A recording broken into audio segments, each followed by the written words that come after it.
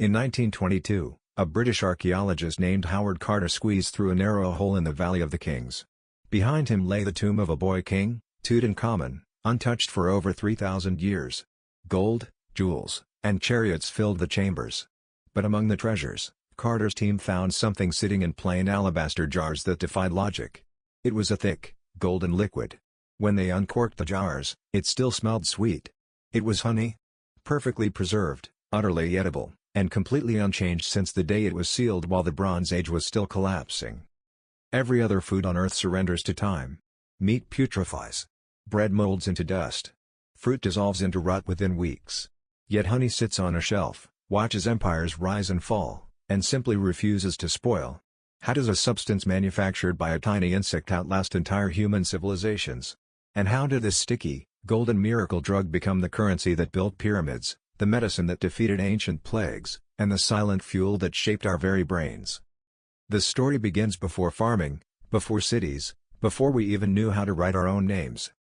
Deep in a limestone cave near Valencia, Spain, lies a painting daubed on the rock roughly 8,000 years ago. It depicts a human figure clinging to a cliffside with ropes, reaching into a dark crevice while a swarm of bees circles their head. In their other hand, they hold a basket. They were honey hunters, risking a fatal fall for a taste of sweetness. This scene wasn't unique. From the sandstone bluffs of Australia to the ancient rock shelters of southern Africa, prehistoric humans painted the same obsession. They didn't have sugar. They didn't have agriculture. But across every continent, they knew the universal truth: the golden liquid inside that hive was worth the pain of 1,000 stings. And humans weren't the only ones who knew it. In the woodlands of sub-Saharan Africa, a tiny brown bird called the greater Honeyguide developed a partnership with us that defies evolutionary logic. The bird locates a wild hive, then actively seeks out a human. It chatters, flits from branch to branch, and literally leads the person to the hidden honey. The human uses smoke to subdue the bees and cracks the hive open. The human takes the sweet prize, the bird eats the leftover wax and larvae. This wasn't trained behavior. It was a pact written in DNA, forged over tens of thousands of years between two entirely different species, bound by one single substance. Honey was so valuable to early man that it literally changed the trajectory of our species. Anthropologists have a compelling theory about this. Our brains are greedy. They consume roughly 20% of our daily calories, even though they make up only 2% of our body weight. To fuel that massive energy hog, our ancestors needed dense, immediate calories. Ripe fruit was seasonal and watered down. Roots took hours to digest. But honey? It delivered pure, concentrated glucose directly into the bloodstream. Some researchers argue that the reliable, year-round energy boost from honey was a critical factor in allowing our hominid ancestors to develop larger, more complex brains. Honey didn't just feed us. It may have helped create us. For thousands of years, collecting this liquid gold meant risking your life on cliff faces. But around 4,500 years ago, the ancient Egyptians looked at the chaotic wild and decided to impose order. Along the fertile banks of the Nile, they built the world's first known commercial apiaries. They stacked long, cylindrical clay hives like wine racks. They realized that bees would nest in anything hollow, so they gave them perfect artificial homes. But they didn't stop there. The Egyptians were logistics geniuses. They loaded these hives onto barges and floated them up and down the Nile, chasing the seasonal bloom of wildflowers. It was migratory beekeeping, invented 2,000 years before the Roman Empire. In Egypt, honey wasn't just food, it was the backbone of the economy. Workers building the Great Pyramids at Giza were paid in honey jars. It was the gold of the common man. Physicians used it to treat battle wounds, mixing it with plant fibers to create antiseptic bandages. When researchers translated the 4,000-year-old papyrus Ebers, they found honey listed in over 500 remedies. They prescribed it for ulcers, stomach pains, and eye infections. Modern medicine has validated this. The Egyptians had no idea what a bacterium was, but they knew the paste worked. The pharaoh's formal title even included he of the sedge and the bee, linking the ruler of the entire land directly to this insect. When Tutankhamun died, honey was sealed in his tomb not as a snack, but as an eternal offering to the gods. As it turns out, they chose the one food on Earth that could actually last for eternity. While Egypt was building with honey, other ancient superpowers were weaving it into their mythology. In Mesopotamia, the Sumerians wrote the oldest legal codes dealing with beekeeping. If you stole a man's hive, you paid a heavy fine in silver. In ancient China, the legendary physician Shen Nong classified honey as a superior medicine, meaning it could be taken daily without harm. But it was the Minoans of Crete who gave honey its divine status. In the ruins of their palaces, archaeologists have unearthed the famed bee goddess figurines, women with wings and bees on their heads. For the Minoans, the bee was the soul of the earth. And they discovered beeswax wasn't just for light, it was the key to metallurgy. The lost wax casting technique, which allowed ancient engineers to create intricate bronze weapons and jewelry, relied entirely on beeswax molds. The tiny bee didn't just feed the ancient world, it allowed them to shape metal and forge empires. But for centuries, the science of honey's immortality remained a complete mystery. Why didn't it rot? It took modern chemistry to unlock the 4 biological weapons packed inside every drop. First, moisture starvation. Honey is hygroscopic. It contains less than 18% water. Bacteria and fungi need water to survive. In honey, they are literally dehydrated on contact. Second, acidity. Honey clocks in with a pH between 3 and 4.5, similar to lemon juice. Most pathogens can't handle that level of acid. Third, chemical warfare. When bees process nectar, they add an enzyme called glucose oxidase. This enzyme slowly produces a steady, low-dose stream of hydrogen peroxide, the same stuff you buy in a brown bottle to clean a scraped knee. It's a natural, slow-release antiseptic. Fourth, osmotic pressure.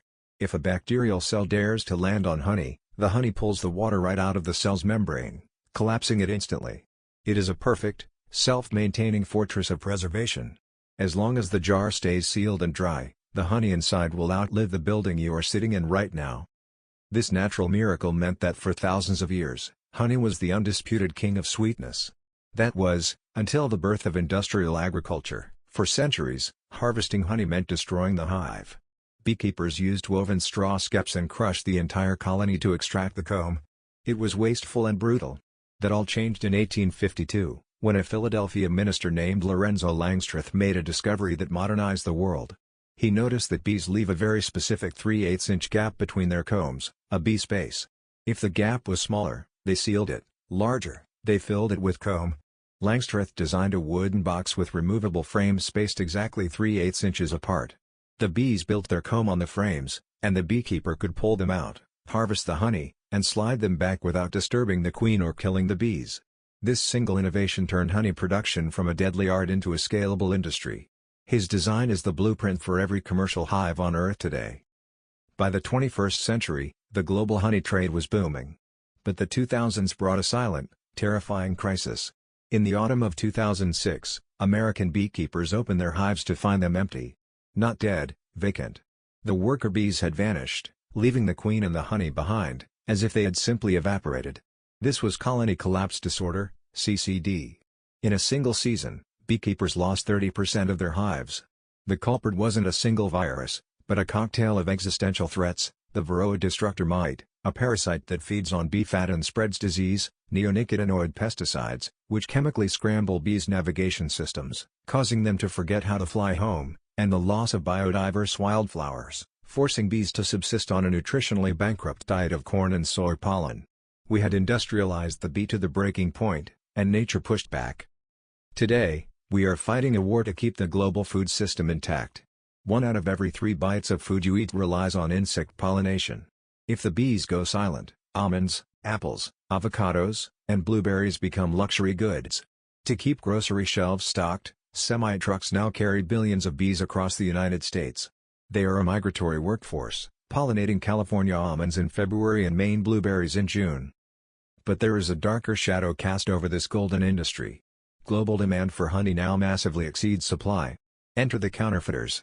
Independent lab testing has found that a staggering share of supermarket honey is actually industrial corn syrup, rice syrup, or beet sugar, cleverly labeled to look authentic. In 2013, the U.S. Department of Justice cracked down on a massive operation known as Honeygate.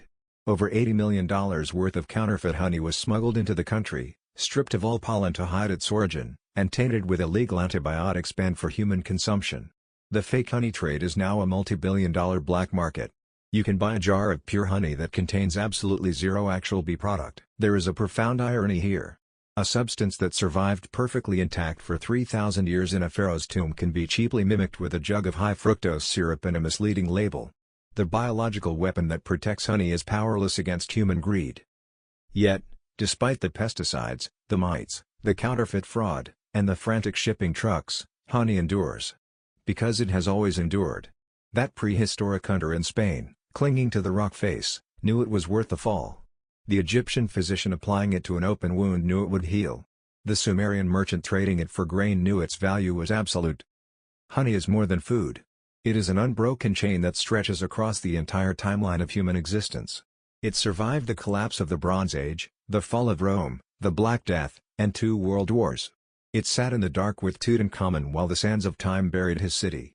And today, as you sit in your kitchen, a jar of honey on your shelf contains the exact same chemical magic it did 10,000 years ago. The question isn't whether honey will survive.